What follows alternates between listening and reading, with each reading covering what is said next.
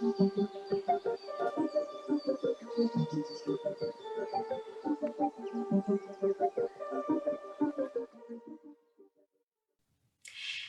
everyone, and welcome to today's episode of the Coaching Outdoors podcast. And we are delighted to be joined today by Dr. James Canton, who works at the University of Essex and has what I think is one of the best job titles in the world. He is the Director of Wild Writing, which I just think is wonderful. So James, I'd like to hand over to you. Please introduce yourself to our listeners. Well, hi everybody. Thanks, Alex. Thanks, Anna Marie. It's nice to meet everybody. So yeah, I have this. It's a nice title, Director of Wild Writing. It relates to a master's course that we teach at the University of Essex, which is sort of looking at literature, landscape, and the environment, and very much pushes the idea of getting students out of the seminar room into kind of wilder spaces. So we're very fortunate at the University of Essex that we have this stunning campus of Wivenhoe Park, and then we go kind of out into there and then beyond, if you like. So yeah, that's sort of my day job, and then as part of that, I get to write books every now and again, which is pretty good fun too. I do enjoy that. Yeah.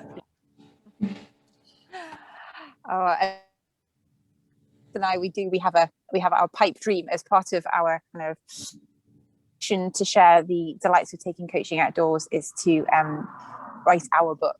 So yes, whenever we meet authors, we're always kind of somewhat in awe because it just takes such a phenomenal effort, and you've got several under your belt.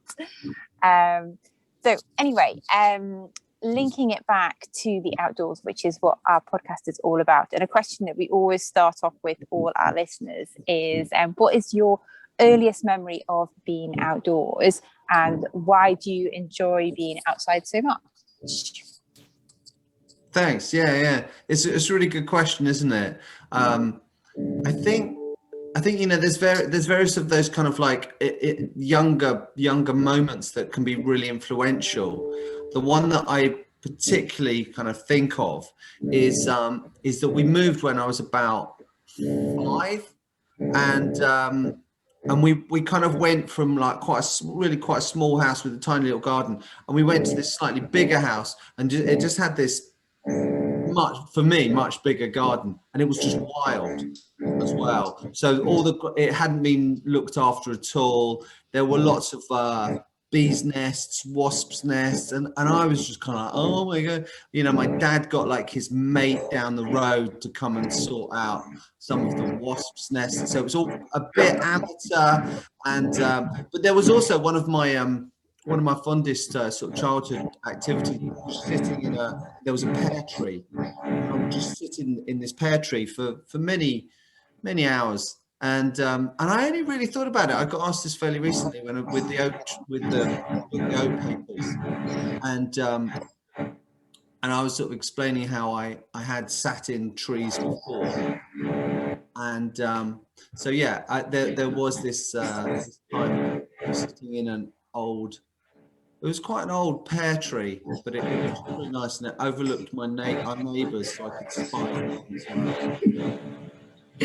You know what, that's brought back very fond memories that I have as well, because I used to do exactly the same. We had an apple tree in our garden, and I used to sit in our apple tree for hours and hours and hours at a time, just like you did, and just be able to see obviously it's different times of the year as well. So you've got some times of the year there's lots of leaves, so you're kind of hidden, and other times of the year, you can see for miles because it's high up, and I used to do exactly the same. And if my parents ever wanted to know where I was, the first place they'd look is in the apple tree, because that's normally where they'd find me. So that's a really lovely memory, and one that, yeah, I think probably quite a few people might share that as well. Good. And you mentioned just there, and Anna Marie mentioned as well, your love for books and writing books. And the reason why we found you, or I found you, was I found a review of your wonderful book, The Oak Papers, which I've got here because we like props. We've got the Oak Papers here. Now I'm just going to stop, but my husband will edit this out. Anna Marie's just disappeared, so we're going to give her a few seconds to pop back. I'll keep the recording going. I guess she's having problems with her connection. If she doesn't come back, then I will carry on. Every now and then we do one of these where we start together and then we end up with one or the other. It's somebody's disappeared. But yeah, we'll wait we'll see if Anna Marie can reconnect. So whereabouts are you? Near Troon and up that way, sort of thing? We're north of Troon. So Troon is in Ayrshire, and we're the next county up from Ayrshire. So we're in Argyll and Bute. So Argyll and Bute is a really long county, and it covers all of the Western Isles as well. So Islay and Arran, Bute. Actually, no, Arran's in Ayrshire. So yeah, the Isle of Bute, and all of the little islands on the west side. So the Isle of Mull. So they all go into that. Yeah, sure. Yeah, so it's mountainous, it's highlands, but it's kind of before you get into like the Glencoe type highlands. It's that kind of south side of the highlands. We have an Anna Marie back. I didn't know what happened there. I didn't know whether my phone just got too hot and stuff. Oh no, did it just? And it just like went, I'm not playing, so I'm like now inside. So hopefully that'll work a bit better. Sorry, that's really weird. It's never done that before. You get to see your van anyway. That looks really cool. I know it's a bit of a mess. I haven't. Yeah, it's got the laundry's kind of being done. So that's it. Amazing woodwork. And it's all reclaimed pallets. So and it's got a little shower there as well. So it's brilliant. It's so well designed. my nest and adventure van and portable office. But yeah, sorry for that. Pregnant pause. Bit of editing for Jay to do. Yeah, a bit of editing. Okay, so what we'll do is I'll pick back up with the question that I was just about to ask the next question. So we'll go back with that. So we shall continue with questions. So what I was saying was, so James, you have an awesome book called The Oak Papers, which is the reason why I found you. And Anna Marie and I both read the book and absolutely love it. And it's also been featured on the BBC Radio 4 Book of the Week, I believe, back in last year, was it maybe even this year?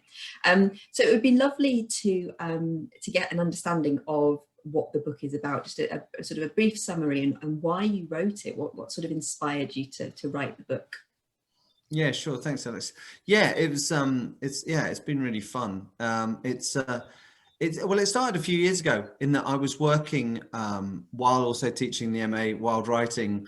I was also teaching in a secondary school just down the road from this 800-year-old oak tree, and I kind of thought I should just go and visit. And I thought it'd be really good. I just finished an earlier book about Essex, about literary Essex, and I kind of was looking for a new project. And I thought, I'm not a naturalist by training. I'm not a scientist, but I thought it'd be really good if I just spent time learning about the ecosystem of an ancient oak tree.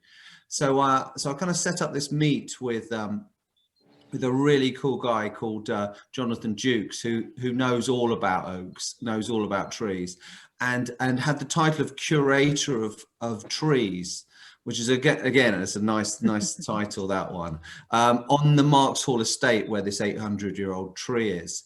So and so I just went one day and kind of met Jonathan under the Honywood Oak, and I realized even from that first meeting that there was kind of going to be more to this project than a kind of simple me sitting and observing and spending time outdoors and learning about the ecology of an oak tree. Essentially because Jonathan told me of the 300 other oaks that are of a sort of similar age that used to live in that same environment up until about 60 years ago, and that they'd all been cut down essentially just for cash. So this added a whole new kind of layer to the narrative that literally on kind of day one. And I think this is really what happened with the book, that the more I delved into the idea of what oak trees were, their relation to humans, both, in kind of modern history, right back into prehistory, and this sense that even if you go right back to the earliest farmers, they had a very, very close relationship with oak trees because of the ability of a standard acorn harvest every year, allowing them kind of a security. So I realized quite quickly that this project that I kind of imagined would take a year, might be a nice sort of book to write, was just going to need a lot longer. So then I just spent kind of a couple of years basically going and sitting by this tree, a lot of time in the British Library, and a lot of time talking and interviewing various people about their relationships with trees and with oaks in particular. And that's what is so fascinating about your book, is that the way that it really blends your personal experiences with our deeper relationship and the history behind it, and how you've gone and really kind of dived into the details behind that. So it really kind of balances it out. So just to kind of set the stage, and we'd love just to kind of discover a little bit more about, your personal relationship and some of the experiences that you had with the honey oak. And maybe if you could just share a couple of them with our listeners, just to kind of set the scene, that would be really interesting. Yeah, sure. Thanks, Anne-Marie. Yeah, I mean, that's absolutely right. I mean, it obviously part of the narrative is about my own personal experiences beside this incredible oak tree. And I was going there, it's my kind of initial concept was that I would be able to go onto this estate,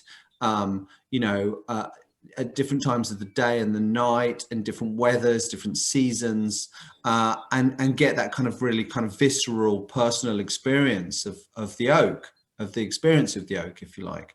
And so that's what I was kind of enabled to do. So I mean, a couple of examples. I think of being there in freezing cold in the snow, with no one else there. That kind of experience at sort of pre-dawn, that kind of just freezing, just kind of like tucked up beside this ancient tree, this ancient living being, as I kept reminding myself. And that was a really powerful thing, because there was genuinely, I remember I'd take a little thermos, and I'd be kind of tucked down on what was the west side of the what I called the west side of the oak kind of thing, because it's big. It's like 28 feet round. This is a big tree. So I'd be literally sort of tucked down, and that was a really powerful thing. I think it was very kind of like a very calming, a very kind of meditative like type practice. Not that I was a practicing meditator in any way at that time, but I realized afterwards that this was essentially one of the benefits that I was getting by being tucked away, even freezing with a kind of little sort of thermos of coffee, and observing, just sitting back and kind of absorbing everything that was going on around me, even in those kind of freezing dawn mornings. So, that kind of thing was very powerful, very, very impacting. And then I think I was very fortunate in that I was helped to get into the tree as well. So it's big, and you need kind of ladders and ropes to get into this tree. And a couple of times, Jonathan Jukes, the kind curator of trees, organized this for me and got an arboriculturalist to kind of take me up into the body of the tree, if you like, the bole, the kind of which was about sort of 20 foot up. And that was a very powerful experience. I'd sort of said to Jonathan, look, could you just get me a big ladder, and I'll just go up there, and then just leave me for a day or maybe a night. I was thinking I could sleep in there. Of course, health and safety was like, no, we can't do that. I'm afraid. But I was at least, able to go up with quite a young guy at one point who was very, very interested in just kind of climbing to the furthest extent of the tree. And I was a bit like, I think I'm okay here. You go off there. I just want to kind of sit and get this sense of, all the creatures that are going to kind of come out. And we managed to do this really quite nicely at sort of May time. It was early May, and the blue tits were just coming out, and they were just starting to feed. And that was quite powerful. That was really quite a powerful moment of just being slightly immersed within the kind of ecosystem of the tree, if you like, and the leaves were just coming out and everything was just emerging, kind of thing. So those are two that I'd immediately kind of turned to, but often it was just you know, the everyday, you know, just sitting beside this tree and just feeling that kind of the wonder that you get when you are outside, and particularly, you know, when you're not having to do too much. I had this project where I just would sit and observe. Certainly initially, the first sort of few months, this is what I kind of realized I needed to do. And it was both very powerful in terms of, it made me feel good. You know, I can't put it any other way. I felt a kind of, at times there was a kind of wonder and almost like an awe at what was going on around me. But at other times, I think there was just this sense of kind of peace and calm that I was kind of given. It felt that I was being kind of given this to a certain extent by the presence of this tree. I mean, I'm in awe just listening to you, actually, because obviously having read the book, I'm hearing what I read and those experiences and reflecting on how they impacted me as the reader, just, you know, you sharing your experiences. But you touched on so many wonderful topics that our listeners, as coaches themselves, as outdoor coach practitioners, and also any coachees that are listening who have experienced outdoor coaching, they can really relate, I'm sure, to a lot of what you've said there in terms of the senses and the feelings, and all of that is because of being out in nature, and rather than sitting in a room with four walls and maybe not even a window. And, you know, this coaching podcast is really about us encouraging people to try outdoor coaching so that they can see what those experiences are like. And whilst you weren't coaching anyone, it just shows the power of nature. And being in partnership with nature and part of that environment and that ecosystem. Yeah. So what sort of experience or benefits did you get, specifically benefits from being out in nature, that you think our coaches and coachees might also experience with that kind of coaching outdoors? What kind of benefits did nature bring to you? Well, I think, you know, the point to remember is that, you know, we are of nature. We are part of nature. We are part. So I always think this is a really important kind of conceptual message, if you like, that we need to remind ourselves of every now and again, particularly when we're in a kind of climate emergency scenario. And I think that's one of the things that you are kind of reminded when you spend time outdoors, if you like, that we are naturally this species that seems to have done rather well across the globe. But that we are meant to be in natural spaces. We are meant to be in natural environments. And it's only really been in the last, well, you could really argue last couple of 100 years of our development as beings, that we've kind of created these sort of rather strange boxes and, you know, walled things that we then hang out in.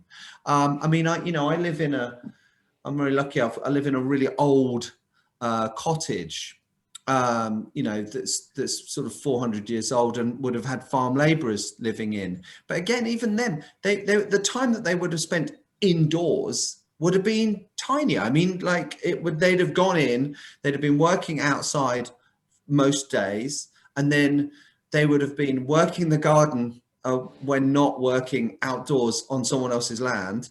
And then, so you literally just sort of doing that thing of kind of like animals do, just kind of coming in to huddle, to keep warm, to sleep, you know, get a fire going, and then you're back out. And I think that's such a healthier way of being. I think being, you know, with this project that I had of going and sitting beside an oak tree, and very much in all weathers, and, you know, being reminded, like, just if it's raining, just wear a coat or have an umbrella, or, you know, it's fine, like it's okay, you know. Or if it's cold, couple more layers, it's fine, thermos of coffee, you know. And this kind of necessity, having to be outside, reminded me very much of this ultimate benefit, which is that we are meant to be outside. You know, that's what we're built for. That's what our minds are built for as well.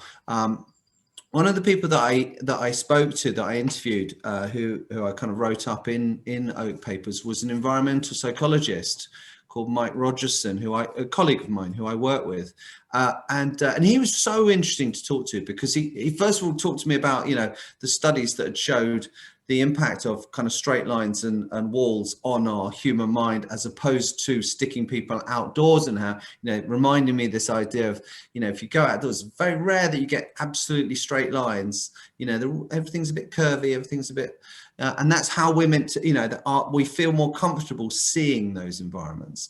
But he also told me about, studies,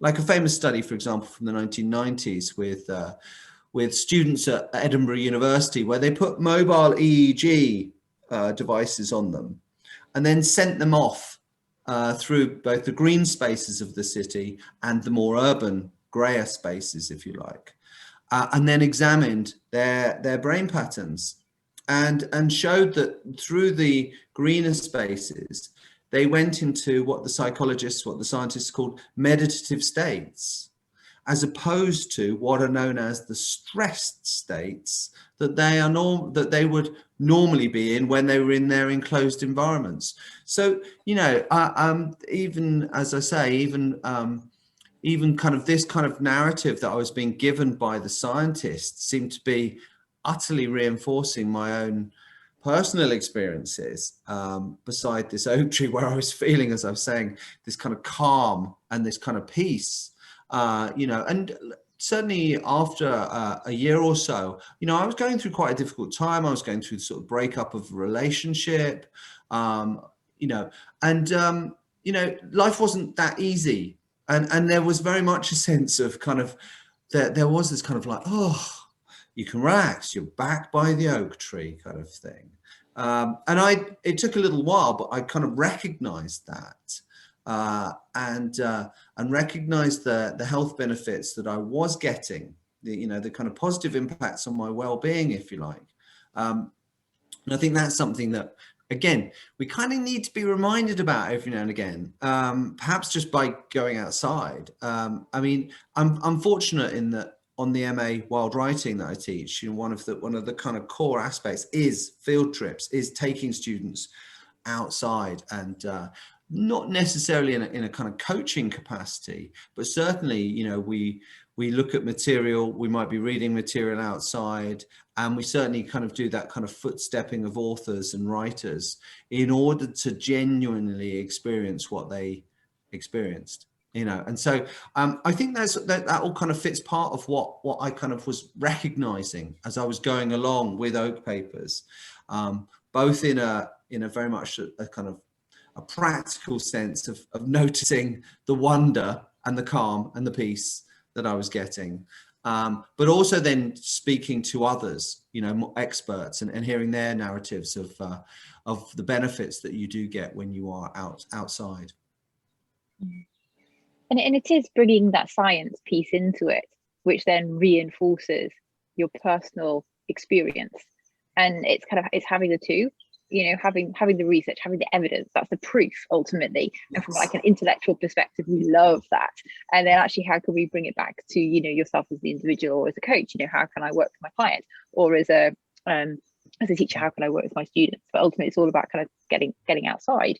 And you've talked a lot about this kind of meditative state and this mindfulness. And one kind of tool technique within the coaching world, or which is used a lot in nature therapy, is called the sit spot.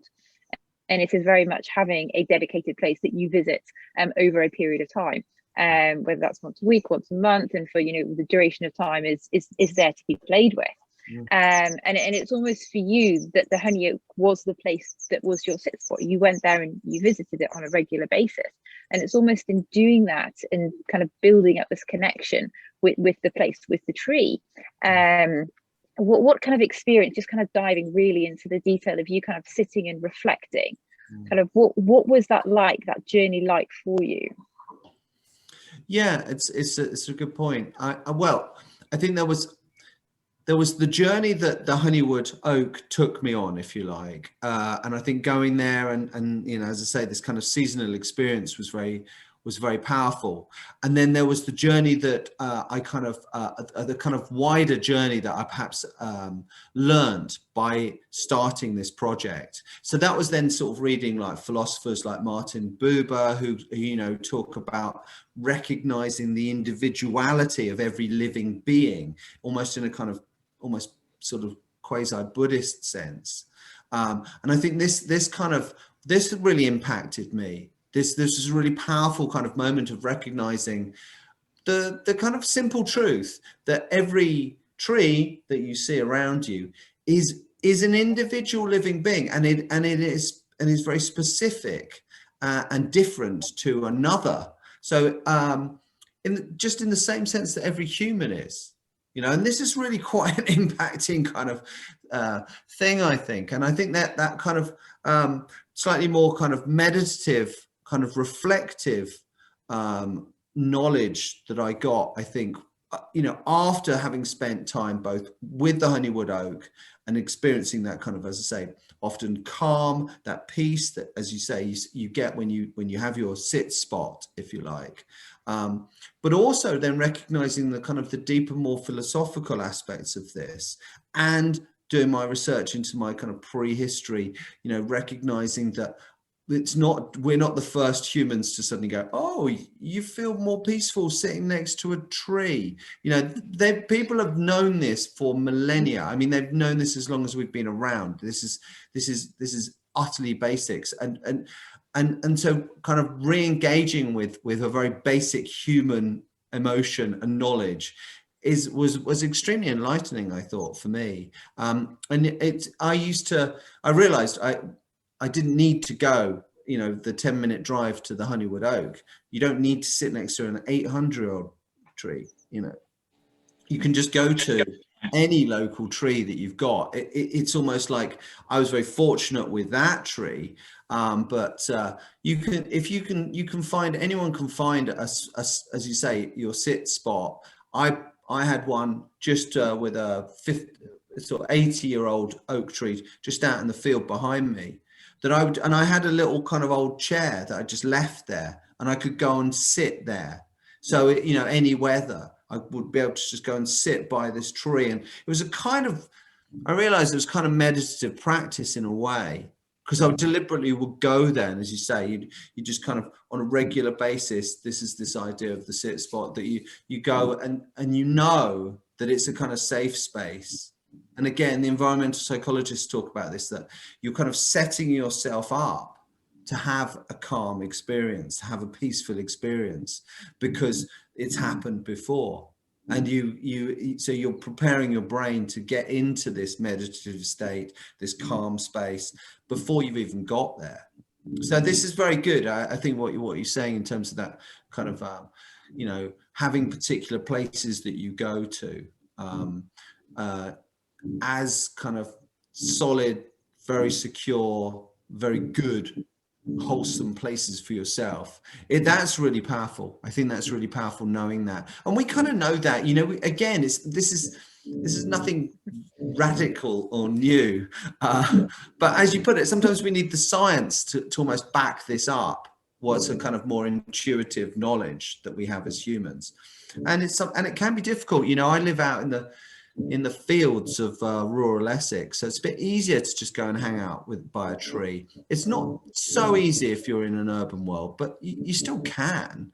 And particularly once you recognize the kind of almost essential need to be in green spaces and to be outside. And you know, and even in the last year with the horrors of the pandemic, that's been one of the positives, this kind of reminding us as humans that that we need to be in our local landscape, that we need to be outside there. You know, I think we've all recognized that, haven't we? I think you're absolutely right. And, you know, as you were saying that, I was thinking, I think this year more than any, I think a lot of people have reconnected with nature. So like you said, you know, they probably know that they love being outside and that nature has a connection, but they just haven't done it, or they keep meaning to, but just haven't got around to it, or life takes over or whatever. And I think you're right. People's way of connecting and going outside has almost been solace to them, for whether it's to do some exercise or whether it's just to have sit outside and get out of the four walls which they're living in, working in, existing in. In lockdown. And I think you're right, nature has provided quite and you mentioned it there, this sort of psychological safety that a lot of people have needed, and we're hoping that with something like our podcast and with talking to people like yourself, we encourage people to continue to do that and to get out and, really just keep going with that and just really run with it. And you mentioned earlier on, a little earlier on when we were in one of your answers, you were talking about going up inside the tree, and I absolutely loved that part of the book, because we were talking about the fact that we love sitting up in trees, and I think I'm not sure Anna Maria feel the same, but we both have a love for being up inside a tree, and I always used to want to climb trees when I was young. But as coaches, we're always trying to find ways to help our coachees to gain new perspective or different perspective. And nature is a great way of helping people do that. So sometimes we walk them up a hill so that they can look down into a valley and talk about a challenge or a problem and facing it and looking down on it and resolving it, for example. But the idea of sitting up in a tree, I love that, because you get a height perspective and you can see the tree itself in a different way. So what did that change in perspective do for you, and how did it make you think differently or feel differently being inside the tree and up off the ground versus down below? Yeah, it's good. It's a good question. I mean, you used a really good word there, Alex, which is solace. And I think that, the solace that we get from being outdoors and in our kind of special space, if you like, or one of our special spaces, I think we do get a solace from that. And I think, perhaps we get that sense of being slightly removed from, as you say, from our normal life. And I mean, this was something, again, that I kind of recognized. I talk about, going up into the Honywood Oak, but that was a very orchestrated kind of action. And what I discovered was that, well, there's a really nice climbing oak about a mile away on Two Oak Hill, just down the road from me, and generations have climbed this oak, because it's just got these perfect little climbing kind of branches. And I started just going there as part of it sounds all kind of orchestrated if I say as part of the research of the oak papers, but it was just literally, I thought, I'll go down to Oak Hill, and it's one of my standard kind of walks around this, my local landscape. But what I did, as you said, is I just climbed into it one day and sat. So I've been down there and climbed with my kids and stuff, but instead I went on my own. And that perspective shift it's extremely powerful. It's extremely powerful. I think, well, I mean, with the stag-headed oak on Two Oak Hill, what's amazing is there's just a really nice seat about 12 foot up. So it's, you're not super elevated or anything, but you can just sit and it's very comfortable, and it's straight west looking. So you just watch the sunset, and I would do that occasionally, and it became a bit of a kind of habit as much as anything, because I really appreciated both the solace, but the sense of peace that I got there as well. It felt a more intense experience, I think, than simply going and sitting beside this field oak, which I was doing as well. It was, whether it was the kind of the removal from the earth, if you like, you are far more reliant on that oak tree if you're actually sitting within it. I mean, I explored these various kind of thoughts, if you like, by reading the books. I mean, there's certain kind of, thinkings that, we have figures like the green man, the green woman, green children in our literature and in our kind of mythological cultures, and you can still go to very lovely, Rouen Cathedral, for example, or, Nayland Church, where you have these green man figures that have been carved very ornately often into the nave, into the top of the nave. So this idea of kind of humans as being kind of connected in some way with trees, I started to really kind of muse on. And once you go and sit in one, particularly when the leaf is out and you are kind of hidden in there amongst the leaves, you can kind of get into that kind of sense, and you can realize why there's something very powerful in that. When, as I say, when you do your research and you realize that humans and oaks in particular have been very closely tied for millennia. And then what I found, what was, just to catch on that, what was also interesting was that I would sit up there and I might be sitting there for, 15 minutes or something quite happily. And then I'd hear like a dog walker calling, a couple of 100 yards away or something. And I'd think, and I'd be dragged, like ripped back into the present and into this kind of slightly more modern sensibility, perhaps, where I'd be like, oh my God, I better climb down because I don't want, what would they think? What would they think? A grown man sitting in a tree. This is crazy, kind of thing. So that was intriguing. And I still haven't kind of fully unearthed that, because I would climb down. I a couple of times I was thinking, oh, what if I just stay? What if I just stay here? I don't think they'll see me. And well, no, what if the dog just starts kind of coming and barking? It'll be like really embarrassing,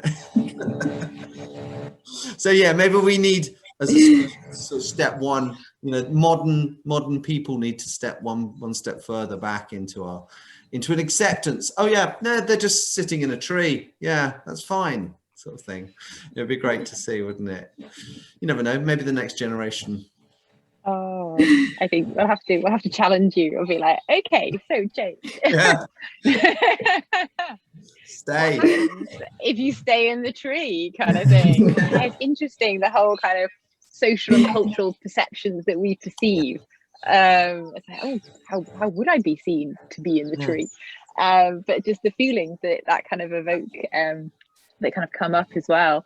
And just listening to you talk, it really reminded me, throughout the lockdown period, I've been helping at a friend's business who's an arboriculturist. So every Thursday has been my tree care day, and I've been kind of going out and in some beautiful places around Wiltshire, in the gardens and working on the trees. And we actually went to Somerset, and there was a massive big old cedar tree, and I had the opportunities, as instead of being on the ground as the groundy, I was kind of single roped up, and I sat probably a similar height to what you were talking about, amongst the cedar tree, and just being held and inquisited by it. And it's just like transported to a completely different world.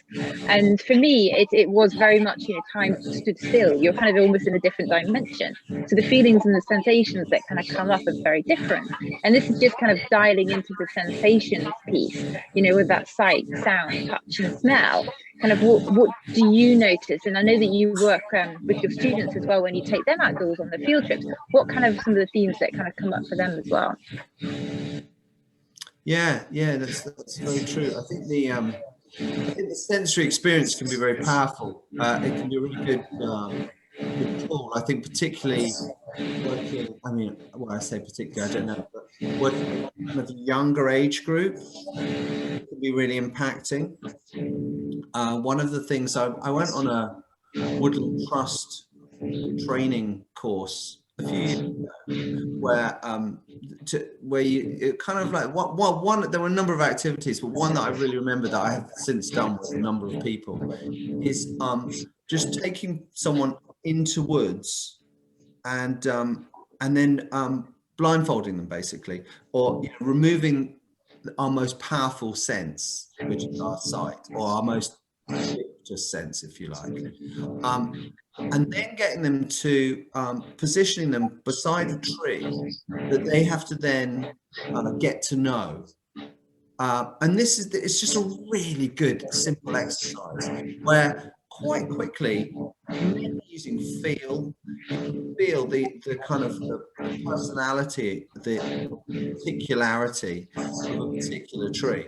And then what you can do is you give everyone, you can do it with a number of people and move them all about, sort of thing, which is quite fun if there's a few of you. But then if you move that person away, just sort of 10 yards while still blindfolded, and then release them to sight and say, okay, which tree were you with?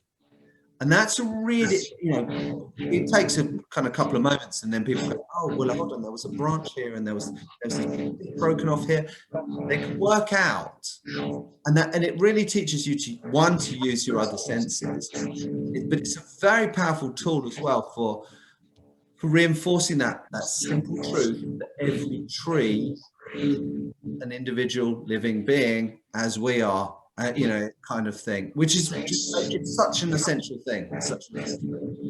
But yeah, as you say, put it, Anna Marie, the idea of to recognize on a kind of sensory level is it's very powerful. And I think, you know, when you're trying to write your experience of whatever it is, you need to try and sort of share some of that sensory material, I think, with your readers.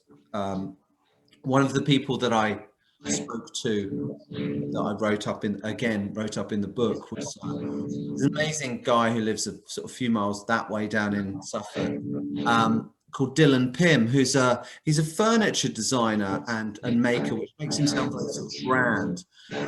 What he does, which he is on a lot of levels, he bends wood to make these incredible designs.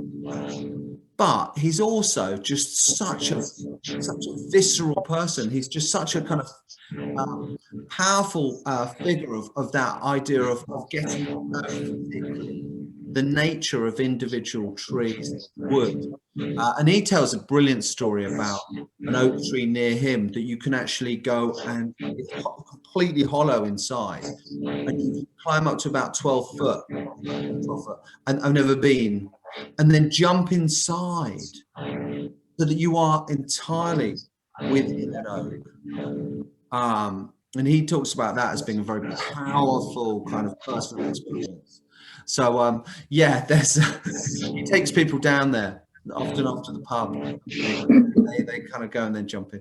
But no, I mean, he talks about it. I shouldn't joke, because he jokes about it, but he talks about it as a very powerful kind of almost spiritual experience of this sense. He says when he first went there himself and discovered this tree, you know, he said it was so impacting. So yeah, there's a number of ways in which a sensory experience can be, I think, can just be good for us, if I put it that way, at kind of stepping out of the box, how I put it, you know, just recognizing a wider world and a wider experience of the world, perhaps. And we were talking before about research and science to sort of back that up. And there's a theory called attention restoration theory, ART, by the Kaplans, which I'm guessing you probably know about. And it explains just that. It's got nothing to do with coaching per se, but actually in the coaching world, we use it to help explain why our coachees get such a great benefit from being outdoors. And what you just described there really reminds me of the description of soft fascination versus hard fascination. And when you're out in nature, you're surrounded by so much more soft fascination. So it doesn't draw your attention and doesn't spark, you know, motivation and interest. It softly permeates into your brain, and immersing yourself in nature and letting all of your senses experience nature enables you to pick up these lovely soft fascinations, which then leaves your brain the space and the time to recover, and then to think, you know, more creatively, make better decisions, think differently, and just it just gives your brain the opportunity to kind of reboot itself and look after itself, so that it can do all the things that we challenge it with on a day-to-day basis. And just hearing your descriptions, and I just wanted to share one of my favorite bits in the book when you describe it. It was just a short little bit, but you described lots of senses, but one of the senses you described was smell. When the honeycomb fell out of the tree, there was a bee's nest up in the tree, and you picked it up and you smelt it. And I mean, the smell of honey is one of those smells, you know, it's very distinctive. And I was reading and I smelled honey, and I was just like, I can smell honey anywhere near me. But I was, as your writing was so great, my senses were picking up what you were describing as well. And I think nature has that ability for people to really just use their senses and just experience things differently to help them think differently as well. So it's just some wonderful examples there. And we could talk to you for hours and hours and hours. That's just great Stuff to cover, and you're just sharing so many amazing insights and experiences. But unfortunately, we have to come to an end. And what I'd like to do is just finish off with just any resources that you could recommend, other books or other podcasts, any kind of resources that you think our listeners might also be interested in. We'll share them. We have a resources page on our website, and we share any recommendations. And also, where can people find out more about you as well, and your other wonderful books, not just the Oak Papers, but other things. Thanks, Alex. No, you're very sweet. I mean, I think resources wise, well, there's so much, isn't there, in our modern world. There is so much that I think that we can go to, I mean, and I think the point is to start by doing the experience, as you say. I think it's, we're talking about going outdoors. Go outdoors. It's really simple, isn't it, on one level? And I think that thing of going and getting the personal experience and being kind of led by that experience, I think, so important. Whether it's that you're going out and you're just spending your time, and you realize that you're spending your time staring at flowers, and then you need to go and get Richard Maybe's Flora Britannica, which is what I'm spending half of my days kind of doing at the moment, because I'm in this new project of rewilding a field. It's only 2 acres or so, but I'm trying to do it without machinery, so it's kind of pretty full on, and I'm not great on flowers, and I'm trying to rewild flowers. So I think that's the thing, that I think it's often much better if you're spending your time outdoors, making yourself spend the time outdoors, but not trying to have an agenda as such,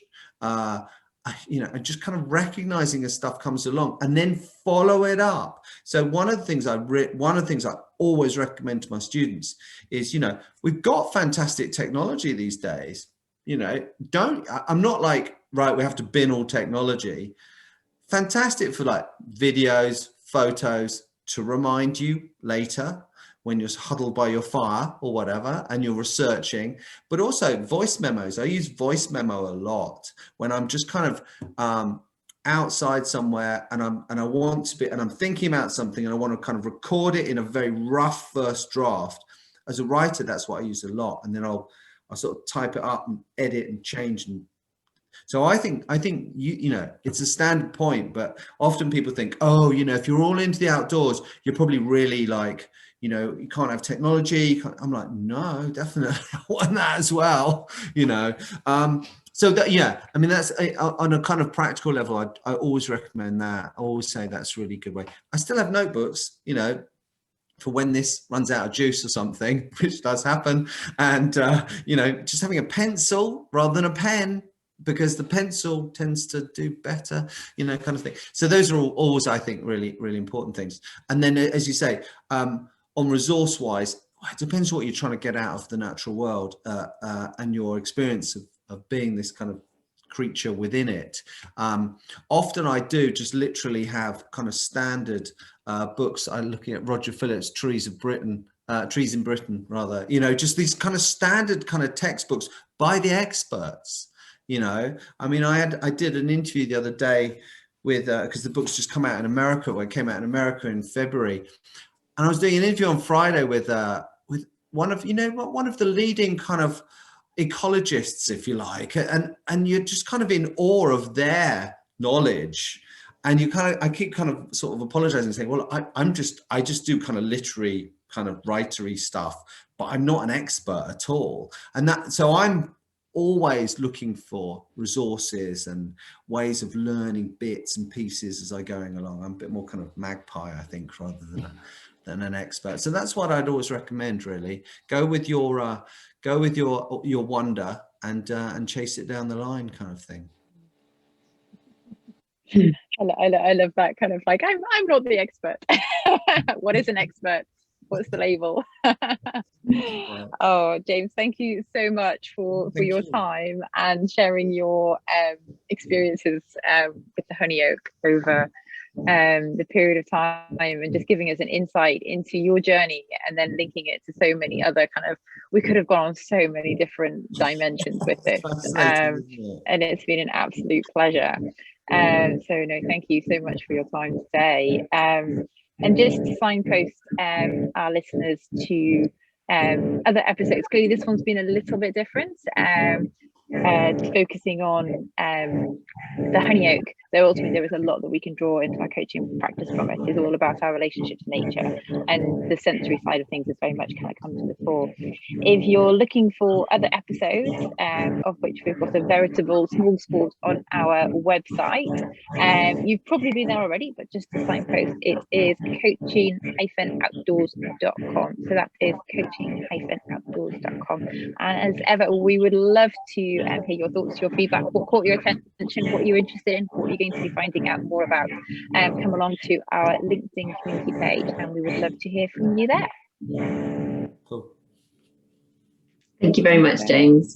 Yeah, thanks. And do follow, I should say, I'm on Instagram. So, I try and keep up with that, which is really good fun, actually. That's, I think you've got the details anyway, so you can put them on your link. But and there's a website, jamescanton.co.uk, that you can have a look at the previous books and stuff. So yeah, that'd be good. It'd be nice to be in touch with people.